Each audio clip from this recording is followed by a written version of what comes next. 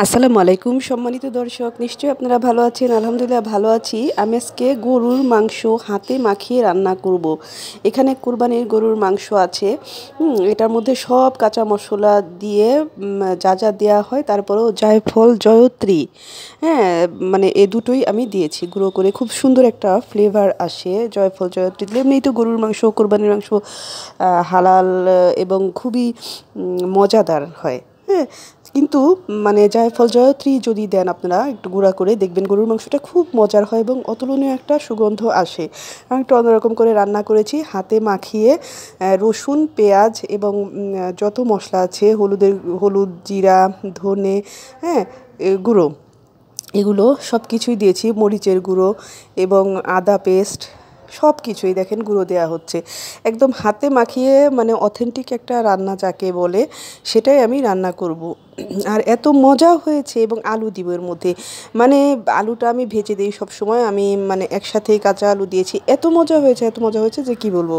মানে আলুটা আমি টুকরো টুকরো করে দিতে মনে হচ্ছিল, মানে মাংস তো মানে মজা হয়েছে গরুর মাংস, তার মধ্যে আবার মানে আলুটাও মনে হয় আলাদা করে নিয়ে খাই, মানে এতই টেস্ট হয়েছে। তো তো জায়ফল জয়ত্রীর আলাদা একটা টেস্ট আছে এবং ফ্লেভার আছে, খুবই সুন্দর হয় এবং সুগন্ধ বেশি ছড়িয়ে যায়। এবং হাতে মাখিয়ে দেওয়াটা যে কোনো আপনারা বিরিয়ানিতেও দিতে পারেন জায়ফল জয়ত্রী, যে কোনো মানে বিরিয়ানিতে তো দেই আমরা, মানে আর এমনিতে রান্নায় খুব মজার হয়। জায়ফল জয়রিটা আলাদা গুঁড়ো করে দিলে, না ভেজে আর কি, কাঁচাটা গুঁড়ো করে দিয়েছি আমি। তো কাঁচাটা গুঁড়ো করে দিলে খুবই একটা টেস্ট হয় এবং একেবারে মিহি না করে দিলে আমি দেখেছি যে থেতো থেতো করে দিলে আলাদা যেন কেন একটা ফ্লেভার বের হয়, আপনি দেখবেন। আপনি আদা রসুন পেস্ট আপনারা যতই দেখেন আমরা দেই, কিন্তু অত কিন্তু মজার, তার চেয়ে মজার হয় বেশি মানে রসুনটা আপনি কেটে বা ছেঁচে দিলে। দেখবেন মানে বেটে পেস্ট করে দেওয়ার চেয়ে যে মশলাগুলো থেতলে দেওয়া হয়, ছোটো ছোটো টুকরো করে দেওয়া হয়, এগুলো মজা বেশি। এবং জায়ফল জয়ত্রী আমি না টেলে কাঁচাটা দিয়েছি, কাঁচাটা খুবই ঘ্রাণ বের হয় কেন যেন, খুব সুন্দর একটা। ভাজাটার আলাদা, কিন্তু কাঁচাটার টেস্টটা মনে হয় আমার আর একটু বেশি হয়, আর কি ওটা একটু গুঁড়োটা দিয়েছি। এভাবে দিলে অনেক সুন্দর হয়। তো সবগুলোই আমি চামচ দিয়ে আগে মিলিয়ে নিচ্ছি, এখনও কিন্তু চুলা আমি জ্বালাইনি। যেমন সুন্দর কালার আর যেমন সুন্দর একটু চুলা জ্বালিয়ে, ও না, সরি, চুলা জ্বালানো হয়েছে, আমি মানে মাখিয়ে দিয়েছি আর কষানো হচ্ছে। তো এই দেখুন, খুবই মজার, মানে খুবই মজার। আমি তো ভয়েস ওভার দিচ্ছি, দিচ্ছি এখন, কারণ রান্না করে খাওয়া হয়ে গেছে এবং কিছুটা আছে, এতই মজা হয়েছে। আর গরুর মাংস আসলে যাদের সমস্যা হয়, তারা অল্প খেলেও খাবেন কোরবানির মাংস। আর দু টুকরো যদি খান ভাতে, তাহলে দেখবেন অনেক ভালো লাগে। আর এই দেখেন কাঁচা, মানে আমি কাঁচা আলুটা দিয়ে দিচ্ছি, কিছুটা জাল দিয়ে নাড়াচাড়া করে। আমি কিন্তু মানে খুব সাথে সাথেই দিয়েছি, মাংসটাও যেমন গলে গিয়েছে, তেমন আলুটাও একদম মানে যেমন ছিল। বারবার রান্না করার জন্য আলুটা খুব একটা গলিয়ে ফেলবেন না, কারণ আলুটা যদি আসলে খুব একটা গলিয়ে ফেলেন, আমি কাউকে শিখাচ্ছি না রান্না, কিন্তু বলছি কিসের জন্য, নিজের অভিজ্ঞতা থেকেই কিন্তু আমি শেয়ার করছি আপনাদের সাথে। আলুটা যদি রান্না করে বেশি গলিয়ে ফেলেন, তাহলে পরে যে জাল দিয়ে আপনারা খাবেন, যারা জাল দিয়ে খান, তাদের দেখা যায় কি আলুটা একেবারে গলে যায়, তখন একদম ঝোলের সাথে মিলে যায়। কিন্তু আলুটা যদি একটু শক্ত শক্ত থাকে, তাহলে দেখবেন পরবর্তীতে আপনি জাল দিলে আলুটা আস্তে আস্তে নরম হয়ে তখন আপনার খেতে ভালো টেস্ট লাগবে, মানে তখন দেখবেন একবারে গলে গেছে। আর যদি আগেই গলে যায়, তাহলে ঝোলের সাথে মিলে যায়।